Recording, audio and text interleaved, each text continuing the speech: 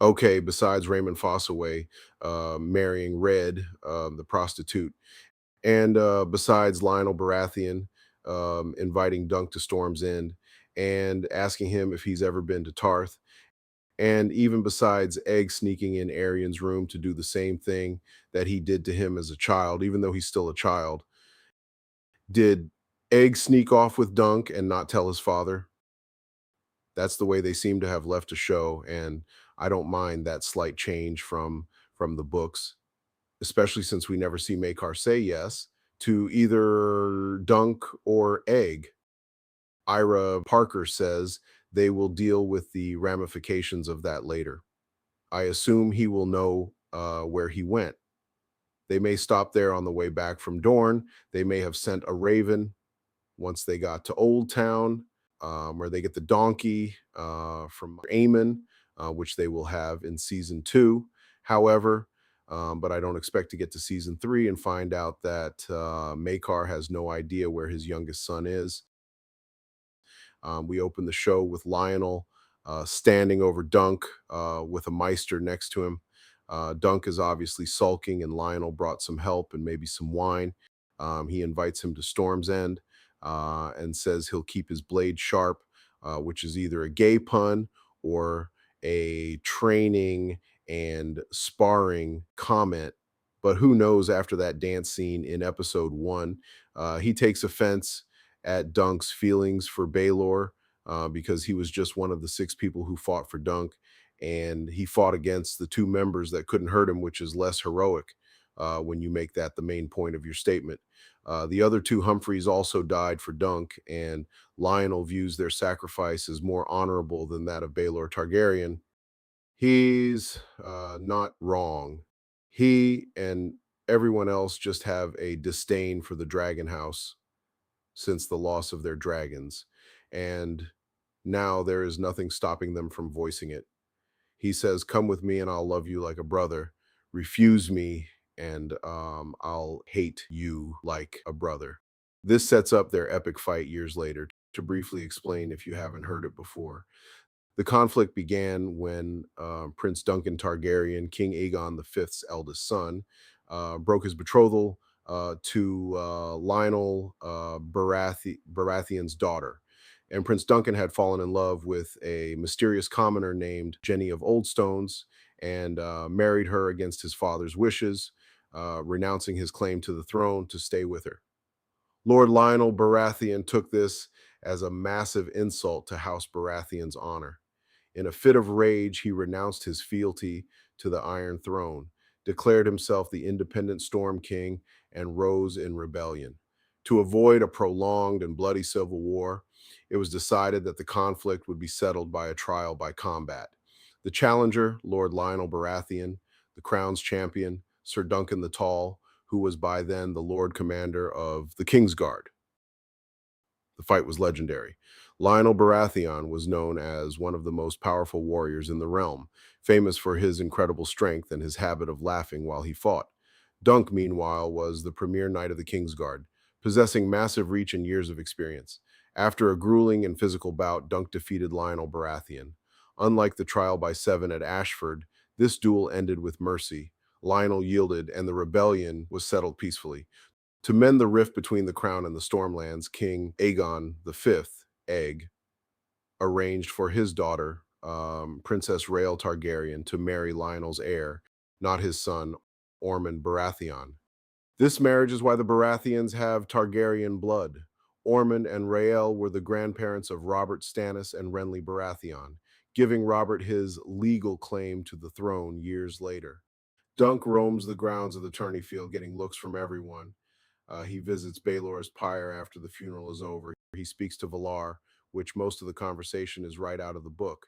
The part that isn't is Valar mentioning how many fathers have died in their son's armor, which is a sad and powerful Westerosi thought.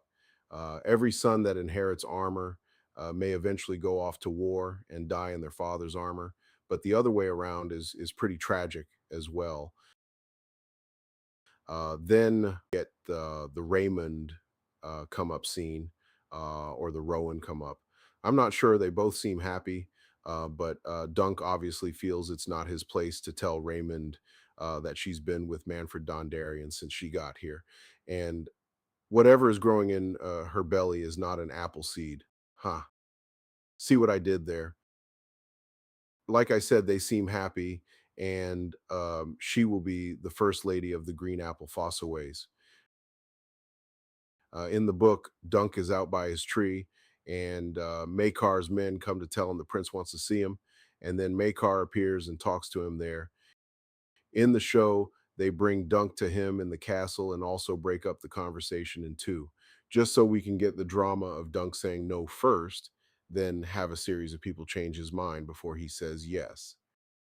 Raymond buying Sweetfoot back for Dunk was nice for the show, but it really meant nothing in terms of the story.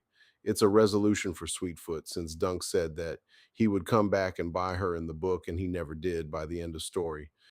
But that horse isn't with them at the start of the new season, so he couldn't go with them in the show. The show was, in my opinion, just as good as the beginning seasons of Game of Thrones. Great set design and character development. In the absence of dragons, I imagine that we'll get the same level of quality throughout at least the next two seasons.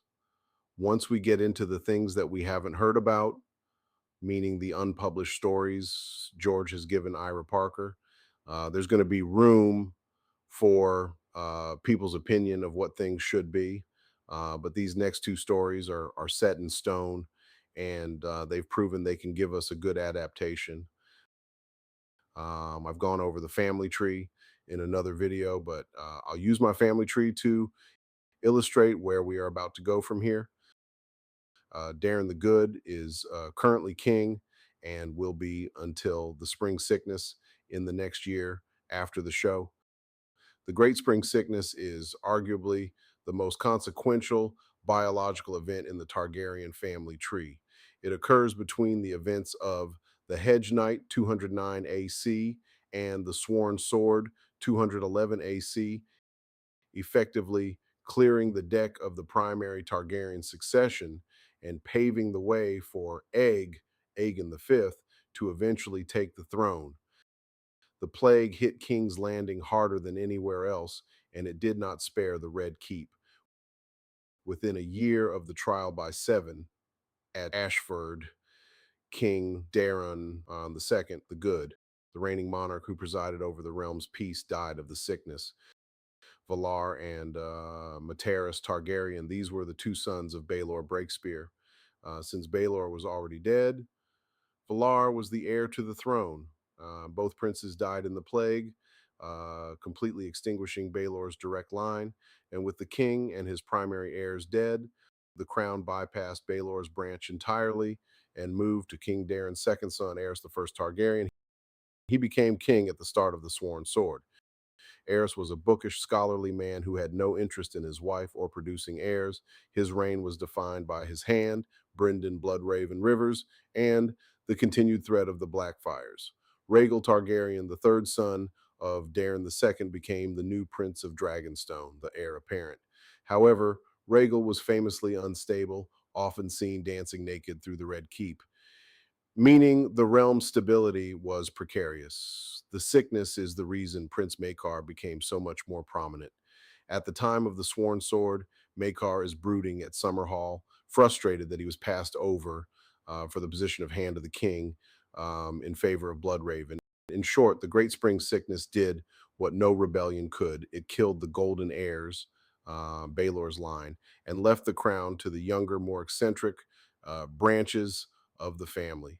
If the plague hadn't happened, Baelor's son Valar would likely have been king, and Aegon V, would have remained a distant prince with almost no chance of ever wearing a crown.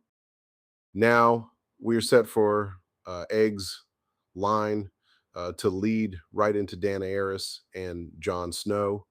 Now we need to see how Dunk's line gets to Brienne.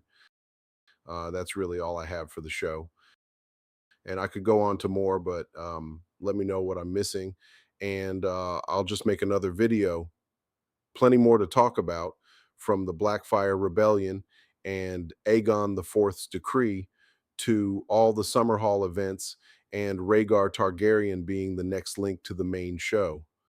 House of the Dragon comes back in June, and currently we are here praying for Jacaerys and Vermax. Like and subscribe for more. Currently thinking about the Hot D trailer and also the Mando and Grogu trailer. Talk to you guys soon.